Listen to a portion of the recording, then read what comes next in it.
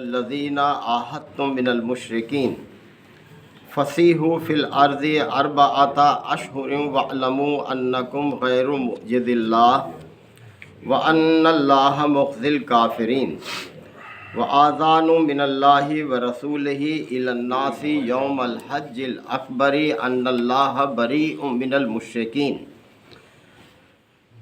ورسولہ فإن تبتم فهو خیر لکم وَإِن تَوَلَّيْتُمْ فَاعْلَمُوا أَنَّكُمْ غَيْرُ مُعْجِزِ اللَّهِ وَبَشِّرِ الَّذِينَ كَفَرُوا بِعَذَابٍ أَلِيمٍ إِلَّا الَّذِينَ عَاهَدتُّم مِّنَ الْمُشْرِكِينَ ثُمَّ لَمْ يَنقُصُوكُمْ شَيْئًا وَلَمْ يُظَاهِرُوا عَلَيْكُمْ أَحَدًا فَأَتِمُّوا إِلَيْهِمْ عَهْدَهُمْ إِلَى مُدَّتِهِمْ إِنَّ اللَّهَ يُحِبُّ الْمُتَّقِينَ صدق اللہ مولانا العظیم۔ سورہ توبہ کی یہ ابتدائی آیات ہیں۔ سورہ توبہ مدنی سورہ مبارکہ ہے اور طویل سورت ہے، 16 رکوعات پر مشتمل ہے۔ اس سورہ مبارکہ کے 3 مختلف حصے ہیں جو مختلف زمانوں میں نازل ہوئے۔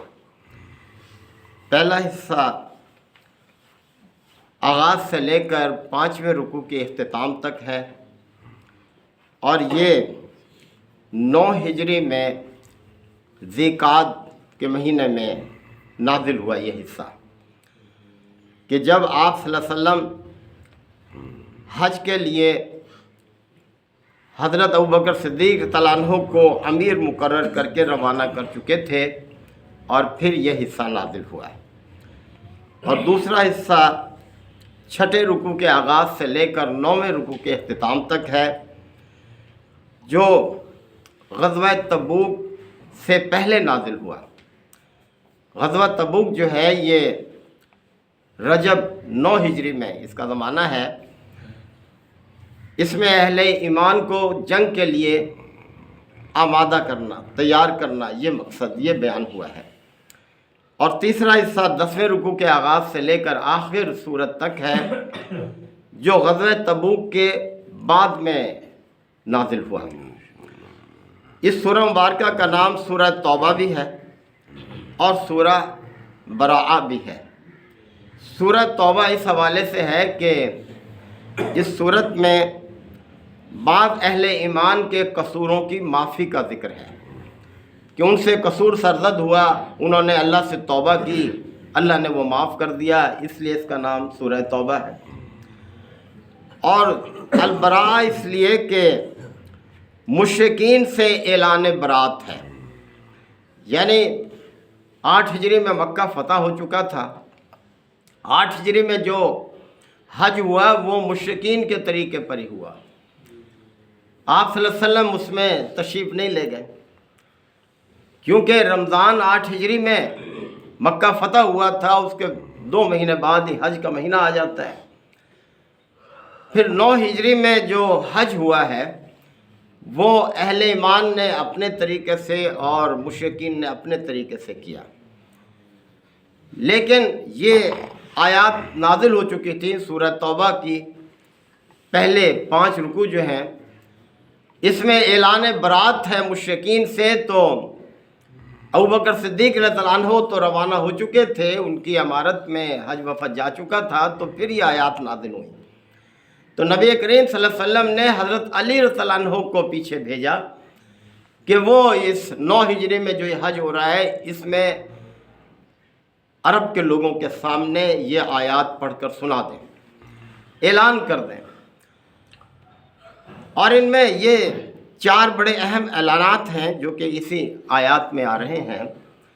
ایک تو یہ کہ دیکھو، جنت میں کوئی ایسا شخص داخل نہیں ہوگا جو دین اسلام کو قبول کرنے سے انکار کرے۔ دوسرے یہ کہ ننگے ہو کر خانہ کعبہ کا طواف کرنا یہ ممنوع ہے۔ تیسرا یہ کہ جو معاہدات ہیں مشرکین سے، وہ انہی کے ساتھ پورے کیے جائیں گے جن مشرکین نے کبھی عہد شکنی نہیں کی، اور جو عہد کی خلاف ورزی کرتے رہے ہیں ان کے ساتھ کوئی عہد نہیں ہے، کوئی معاہدہ نہیں ہے۔ اور چوتھا یہ کہ آئندہ سال یعنی 10 ہجری میں کوئی مشرک حج کرنے کے لیے نہیں آئے گا، منع کر دیا گیا کہ تو یہ 4 باتیں تھیں بڑی اہم کہ جس کے ساتھ حضرت علی رضی اللہ عنہ کو روانہ کیا گیا کہ وہ جا کر حج کے موقع پر اعلان کر دیں، یہ آیات پڑھ کر سنا دیں۔ تو فرمایا جا رہا ہے کہ برات من اللہ و رسول، اللہ اور اس کے رسول کی طرف سے اعلان برات ہے، الی الذین عاہدتم من المشرکین، مشرکین میں سے ان سب لوگوں کے لیے جن کے ساتھ تمہارے معاہدات ہیں، یعنی مسلمانوں کے جو معاہدات ہیں نبی کریم صلی اللہ علیہ وسلم نے جو کیے ہوئے ہیں ان سے اعلان برات ہے آئندہ کے لیے۔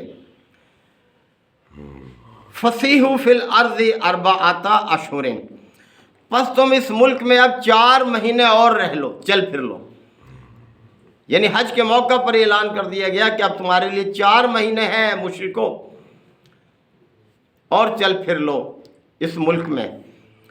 وَاعْلَمُوا أَنَّكُمْ غَيْرُ مُعْجِزِ اللَّهِ، اور جان لو کہ تم اللہ کو عاجز نہیں کر سکتے، اللہ کو نیچا نہیں دکھا سکتے۔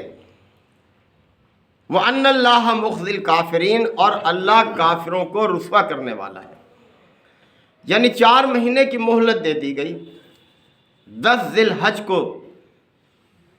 یعنی حج کے موقع پر جو 9 ہجری میں ہو رہا تھا۔ اب 4 مہینے یہ پورے کب ہونے تھے؟ محرم، صفر، ربیع الاول اور ربیع الثانی، 10 ربیع الثانی کو یہ مدت پوری ہو جائے گی کہ ان 4 مہینوں میں تم چل پھر لو۔ اور تمہارے لیے آپشن ہے، 3 آپشن ہیں۔ ایک تو یہ ہے کہ تم دین اسلام قبول کر لو تو بس ٹھیک ہے، پھر تمہارے حقوق وہی ہیں جو دوسرے مسلمانوں کے ہیں، پھر تم رہ سکتے ہو یہاں پر۔ دوسرا یہ ہے کہ تم یہاں سے نکل جاؤ، جہاں جانا چاہتے ہو چلے جاؤ، تمہیں کچھ نہیں کہا جائے گا ان 4 مہینوں کے اندر۔ تیسرا یہ ہے کہ اگر تم جنگ کرنا چاہتے ہو تو آ جاؤ، جنگ کر لو، ہم تیار ہیں۔ تو یہ 3 آپشن ان کے سامنے رکھ دیے گئے۔ تو یہاں یہ فرمایا جا رہا ہے کہ 4 مہینے کی مدت ہے تمہارے لیے، تم ملک میں چل پھر لو، اس کے بعد پھر تمہیں اجازت نہیں ہے۔ تم اللہ کو عاجز نہیں کر سکتے، اللہ کو نیچا نہیں دکھا سکتے، اور اللہ کافروں کو رسوا کرنے والا ہے۔ وَآذَانٌ مِّنَ اللَّهِ وَرَسُولِهِ إِلَى النَّاسِ، اور لوگوں کے لیے اذن عام ہے، عام منادی ہے اللہ اور اس کے رسول کی طرف سے تمام لوگوں کے لیے، یوم الحج الاکبر، اس حج اکبر کے دن عام اعلان ہے۔ حج اکبر اس حج کو کہا جاتا ہے جو مقررہ تاریخوں میں ہوتا ہے، یعنی ذی الحج میں کے مہینے میں، اور اس کے علاوہ باقی دنوں میں اللہ کے گھر کی جو زیارت ہوتی ہے اسے حج اصغر کہا جاتا ہے، یا اسے عمرہ کہتے ہیں اسے۔ تو اس حج اکبر کے دن، اسی کو حجۃ الوداع کہتے ہیں، جو نبی کریم صلی اللہ علیہ وسلم نے 10 ہجری میں کیا، وہ حجۃ الوداع ہے، ایک ہی حج آپ نے کیا اپنی زندگی میں۔ تو حج اکبر کے دن لوگوں کے لیے یہ عام منادی ہے کہ ان اللہ بریء من المشرکین ورسولہ، کہ اللہ اور اس کا رسول مشرکین سے بری ذمہ ہے، یعنی وہ مشرکین جو عہد شکنی کرتے ہیں، عہد کی پاسداری نہیں کرتے، اب ہمارا بھی ان کے ساتھ کوئی عہد نہیں ہے، صرف انہی کے ساتھ ہے جو وعدے کی پابندی کرنے والے ہیں، جب تک وہ عہد کی مدت ہے ان کے ساتھ ہم عہد نبھائیں گے۔ فَإِن تُبْتُمْ، ہاں اگر تم توبہ کر لو، اے مشرکو اگر تم توبہ کر لو، فَهُوَ خَيْرٌ لَكُمْ، تو یہ تمہارے لیے بہتر ہے، یہ سب سے اچھا راستہ ہے، اگر تم باز آ جاؤ، توبہ کر لو اپنے رب سے۔ وَإِن تَوَلَّيْتُمْ، اور اگر تم رخ پھیرو گے، روگردانی کرو گے، فَاعْلَمُوا، تو جان لو، أَنَّكُمْ غَيْرُ مُعْجِزِ اللَّهِ، کہ تم اللہ کو عاجز نہیں کر سکتے، اللہ کو نیچا نہیں دکھا سکتے۔ وَبَشِّرِ الَّذِينَ كَفَرُوا بِعَذَابٍ أَلِيمٍ، اب بڑا تنبیہ انداز ہے، اے نبی صلی اللہ علیہ وسلم ان کافروں کو دردناک عذاب کی خوشخبری دے دو۔ اب دیکھیں عذاب کی خوشخبری نہیں ہوتی، عذاب کی تو دھمکی ہوتی ہے، لیکن ان کو یہ انداز اللہ تعالیٰ نے اختیار کیا تنزیہ کہ ان کافروں کو، یعنی جو منکرین حق ہیں، جو دعوت کو قبول کرنے سے انکار کر رہے ہیں، ان کو دردناک عذاب کی خوشخبری دے دو۔ الا الذین عاہدتم من المشرکین، ہاں وہ مشرک اس سے علیحدہ ہیں، جن کے ساتھ تم نے وعدہ کیا ہے ان کے ساتھ وعدہ نبھاؤ، جنہوں نے ثم لم ینقصوکم شیئا، جنہوں نے کبھی تمہارے ساتھ عہد شکنی نہیں کی۔ تو اے مسلمانوں، تمہارے ساتھ جن مشرکین نے کبھی عہد شکنی بھی نہیں کی، اور ولم یظاہر علیکم احدا، اور تمہارے خلاف کسی کے مددگار بھی نہیں بنے، یعنی دوسروں کی کسی مدد کی ہو، گروہ کی جو تمہارے خلاف برسرے پیکار ہوا ہو، تو ایسوں کے ساتھ تم اپنے معاہدے کو پورا کرو۔ فرمایا فَأَتِمُّوا إِلَيْهِمْ عَهْدَهُمْ، ان کے ساتھ عہد کو پورا کرو، اِلَى مُدَّتِهِمْ، اس مدت تک جس مدت تک کے لیے معاہدہ کیا ہوا ہے۔ إِنَّ اللَّهَ يُحِبُّ الْمُتَّقِينَ، اور اللہ تو متقین کو ہی پسند کرتا ہے۔ اللہ کو وہی لوگ پسند ہیں جو اللہ کی نافرمانی سے بچنے والے ہیں، جو اللہ کی اطاعت و فرمانبرداری کرنے والے ہیں، وہی لوگ اللہ کو پسند ہیں۔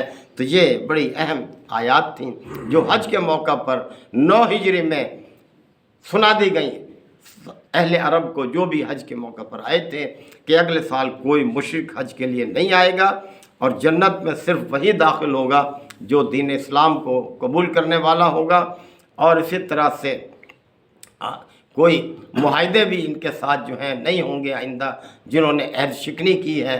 تو یہ بڑی اہم باتیں تھیں جو کہ اس میں بیان ہوئی ہیں۔ آگے بہرحال یہ بیان ابھی چلے گا۔ اللہ تعالیٰ عمل کی توفیق عطا فرمائے۔ وآخر دعوانا الحمدللہ رب العالمین۔ الحمدللہ وکفیٰ وسلام علی عبادہ الذین اصطفیٰ۔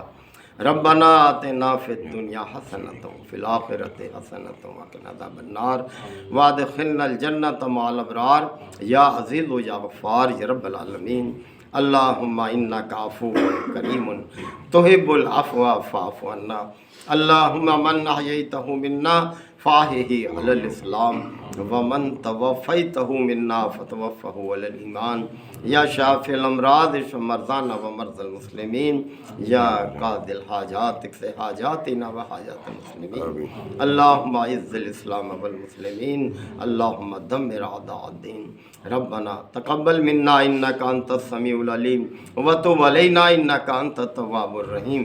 صلی اللہ تعالی علی خیر خلقہ محمد وآلہ وصحبہ اجمعین۔ الحمدللہ۔